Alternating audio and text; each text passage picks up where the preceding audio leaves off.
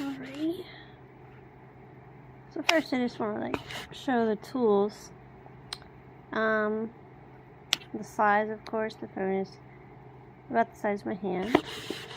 I'm using my old phone, so the camera's not going to be very good.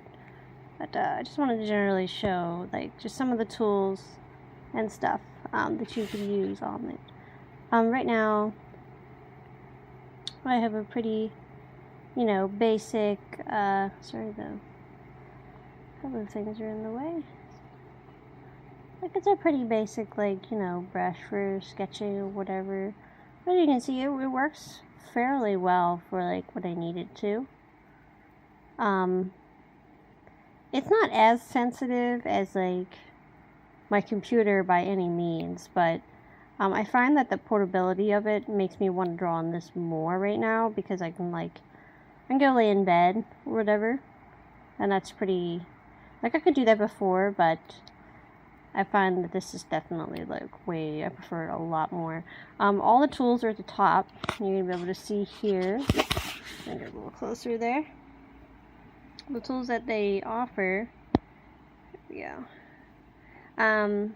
Oh wow, you can see the, sorry, you can see the refresh rate a lot on that. But so here's like your pan. Basically, you do your new sketches or whatever, your gallery. You can have canvases to huge sizes because the phone has such a good RAM, and it's or CPU. And you have your symmetry tool. You can move things around. You select everything. You can fill things. You pretty much do everything you can do inside. The only thing you can't do is lock layers, but you can get around that by just selecting the outside part of a drawing, and then reversing it so that it selects the inside. Then you can create a new layer and then do your own little layer mask over top of it. If you don't want to put your own if you don't just want to draw onto it, if you're doing line art, which is something I don't usually do. Let me see if I can do something really quick.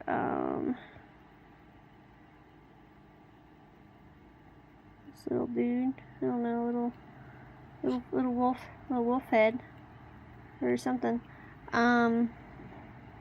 You have so many controls and this is the idea of what they have for layer controls.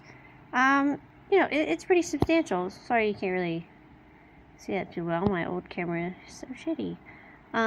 Anyway, so normally what I do is I turn down the opacity of this, and then I would, if I wanted to do line art, I'd just put it over top of it. And you can do the same thing. You can with anything else, you can select what layer you want. We got multiply here, and then you can make the layers pane go away.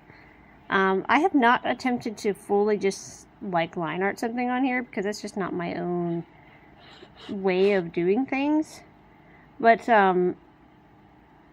it's I imagine if somebody would just practice with it, they definitely could do it on this just fine. I just find that I personally don't like line arting on things at all, not even on my own computer, just because I don't like it. Now there isn't a stabilizer, I don't believe. I did notice, sorry, I'm going a little too quickly here, kind of it's a little off balance. Anyway, you can see, you can do whatever you want. Anyway, you can you have to buy these brushes. You get it only comes with the a small amount up here. I moved all my favorites to the top. But there's all kinds of brushes if you spend the $5. It's got the Halftone Patterns. And I found that I could actually, the reason I can use this is I can actually edit these brushes by going to the settings. And they have advanced settings. They have so much stuff. They have the pressure, the stamp, the nibs. You can honestly do pretty much anything you want with it. I feel I've been able to adjust these brushes to pretty much mimic my side brushes pretty closely. Enough so that I feel I can paint just fine on it and get the same results. What else? You got your standard color wheel, and again, all these tools are up here. You also have a little thing down here which will allow you to change your brush size. It's very easy to do since it's always right in the middle of your screen. This allows you to go change a like, not the opacity, but this is if you like you want a color and you find that you want it maybe lighter, you can drag it up or down, and that will allow you to do that. That does not change the opacity. If you want to change the opacity, you go up here. Or wait, which way is it? Hold on, let me see if I... Oh yes, okay, yeah, it's changing the opacity now. If you wanted to change the opacity of a brush itself, you would do that. And as you can see now, it's a little less, but I like it to be full because I don't ever like having my opacity turned down at all. That tool is great. Again, that's at the bottom.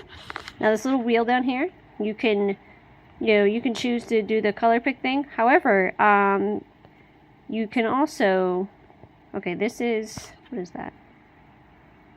I'm actually not sure what this one is. Obviously this one is flipping, like you can flip it back and forth and doesn't actually flip your canvas at all. This switches to an eraser. It actually makes it so, like if you're drawing, it'll switch whatever brush you're on to transparency. That way it's like the same size and everything. And then this will switch back to your most recent brush. So let's say, for example, you want to have a larger eraser. You go to that first, you go to the brush you're using while you're painting or drawing or whatever, and then you can keep on hitting that and it'll switch back between the two of them. Your back button's down there. You can also access it at any time down in the corner by double tapping, which is a huge, relief. Sometimes it doesn't work because of the edge beveling, but I don't really care. It doesn't really bother me. What's the last thing? There was a last thing I wanted to show you. Oh yeah, so like, again, if I wanted to get a color, hold, bam. That's your color picker. You just hold. You pinch, you zoom. You also, it lets you rotate. It's very, very seamless. It's awesome. Love it. You can turn on some other things, like you can turn on gestures. I don't really like the gestures too much, but because it's so simple, I feel like the tools are actually just really good on this. That's why I've been able to draw on it. Of course, I don't draw as quickly as I do on my computer because, God, why is it so red all of a sudden?